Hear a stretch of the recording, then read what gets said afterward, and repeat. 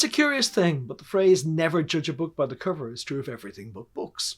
For readers, the cover of a book, especially a book with which we might be unfamiliar, is the first thing that draws our attention. A book with a terrible cover is less likely to be bought or even taken down from the shelf to be examined than one with a great cover. After that, assuming that the cover has engaged us enough to make us curious about the contents, most of us will read the back cover to find out what the book is about, and perhaps glance at the first page or two. But it's the cover that first attracts us. Actually, illustrated book covers as we know them are a relatively recent phenomenon. They don't come into being until the end of the 19th century. Before that, the main purpose of book covers, sometimes very ornate and expensive ones inlaid with gold and gemstones, is to protect the pages themselves from damage. It's only in the late 1800s that the book cover becomes a means of advertising or reflecting the contents. Until then, judging a book by its cover wasn't really an option, because most of them looked the same. E-readers have changed the importance of covers somewhat, I suppose, although not for me. I prefer physical books, so I don't read on a screen, and for me the cover is an important part of the experience of the book.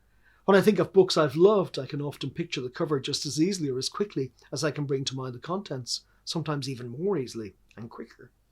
In those cases, the cover becomes virtually inseparable from the idea of the book.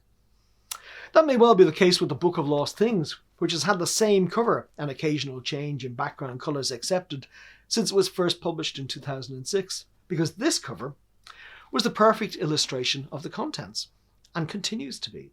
I hasten to add that I had nothing to do with it.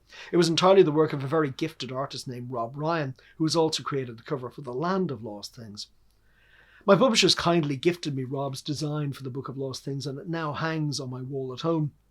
As you can see, it was painstakingly cut from a sheet of black paper with a sharp blade, and it's a single piece. There are no joins, no freestanding figures or designs. That's part of the beauty of it for me.